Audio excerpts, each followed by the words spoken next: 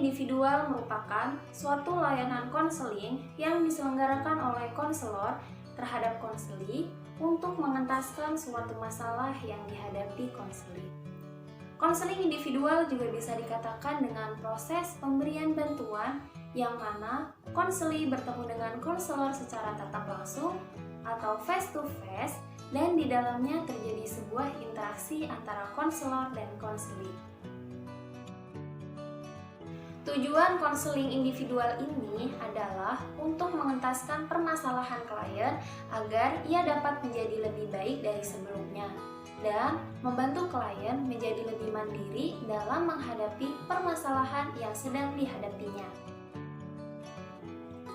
Proses konseling individual dibagi menjadi 3 tahapan.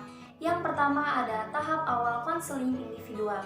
Tahap ini terjadi dimulai sejak klien menemui konselor sampai konselor dan klien menemukan permasalahan klien.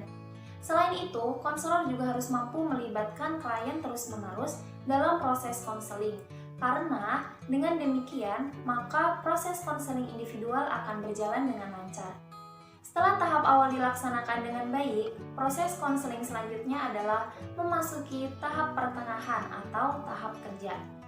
Pada tahap pertengahan ini, konselor memfokuskan pada penjelajahan masalah yang dihadapi klien dan bantuan apa yang akan diberikan kepada klien sesuai dengan penilaian atas apa yang telah dijelajahi tentang masalah yang dihadapi klien.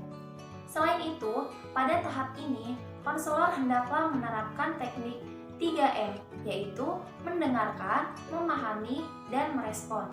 Setelah tahap pertengahan dilakukan dengan baik, proses konseling selanjutnya yang harus dilakukan adalah tahap akhir. Pada tahap akhir ini, terdapat beberapa hal yang perlu dilakukan, yaitu konselor bersama klien membuat kesimpulan mengenai hasil proses konseling dan menyusun rencana tindakan yang akan dilakukan berdasarkan kesepakatan yang telah terbangun dari proses konseling sebelumnya, serta mengevaluasi jalannya proses dan hasil konseling atau bisa kita sebut dengan penilaian segera. Selanjutnya, konselor dan klien membuat perjanjian untuk pertemuan berikutnya. Teknik-teknik konseling individual. Yang pertama ada perilaku attending. Teknik ini mencakup komponen kontak mata, bahasa tubuh, dan bahasa lisan. Yang kedua ada empati. Empati ialah kemampuan konselor untuk merasakan apa yang dirasakan oleh klien.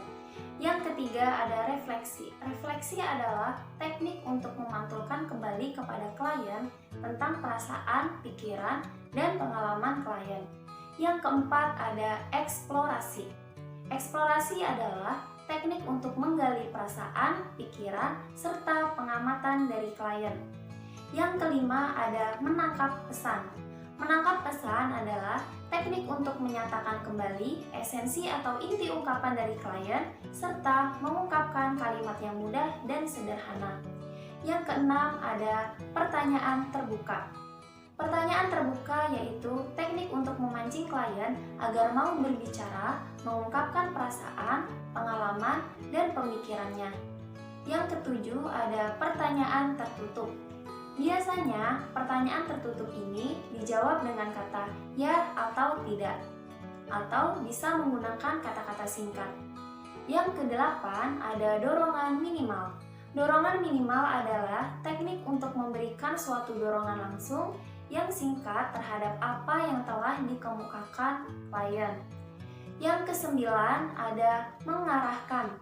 Teknik mengarahkan ini yaitu teknik untuk mengajak dan mengarahkan klien melakukan sesuatu. Misalnya, menyuruh klien untuk bermain peran dengan konselor atau menghayalkan tentang sesuatu. Yang ke-10 ada menyimpulkan sementara. Teknik ini yaitu teknik untuk menyimpulkan sementara pembicaraan sehingga arah pembicaraan antara konselor dan konseli semakin jelas. Komponen konseling individual terdiri dari seorang konselor dan seorang konseli. Konselor adalah seorang ahli dalam bidang konseling yang memiliki kewenangan secara profesional untuk melaksanakan kegiatan pelayanan konseling. Sedangkan konseli adalah seseorang individu yang sedang mengalami masalah atau setidak-tidaknya sedang mengalami sesuatu yang ingin ia sampaikan kepada orang lain. Dalam konseling individual, pendekatan yang bisa digunakan yaitu yang pertama ada pendekatan psikoanalitik. Tujuannya untuk menjadikan ketidaksadaran menjadi sadar, membantu konseli agar terbebas dari pengalaman baru, dan untuk mencapai kesadaran intelektual dan emosional. Yang kedua ada pendekatan Adlerian, yang bertujuan untuk menantang tujuan-tujuan hidup konseli, mendorong konseli agar dapat mengembangkan tujuan hidupnya. Yang ketiga ada pendekatan person-centered. Pendekatan ini bertujuan untuk membuat klien dapat memahami hal-hal yang menghambat perkembangannya serta mengembangkan kesadaran konseli untuk lebih terbuka, percaya diri, dan spontan. Yang keempat ada pendekatan Gestalt. Tujuan pendekatan ini yaitu untuk membantu konseli agar memperoleh kesadaran atas pengalaman dari waktu ke waktu dan mengembangkan kemampuan klien untuk membuat pilihan. Yang kelima, ada pendekatan behavior. Tujuan dari pendekatan ini adalah untuk menghapus tingkah laku maladaptif dan belajar bertingkah laku yang lebih efektif. Yang keenam, ada pendekatan cognitive behavior. Pendekatan ini bertujuan untuk membantu konseli untuk membuang keyakinan-keyakinan yang keliru atau meminimalkannya, dan membantu konseli agar menyadari pikiran-pikirannya yang otomatis dan mengubahnya ke arah yang lebih baik. Yang ketujuh ada pendekatan reality. Pendekatan ini bertujuan untuk membantu konseli agar menjadi lebih efektif dalam memenuhi kebutuhannya dan membantu konseli dalam membuat pertimbangan-pertimbangan nilai tentang tingkah lakunya sendiri dalam merencanakan tindakan bagi perubahan ke arah yang lebih baik.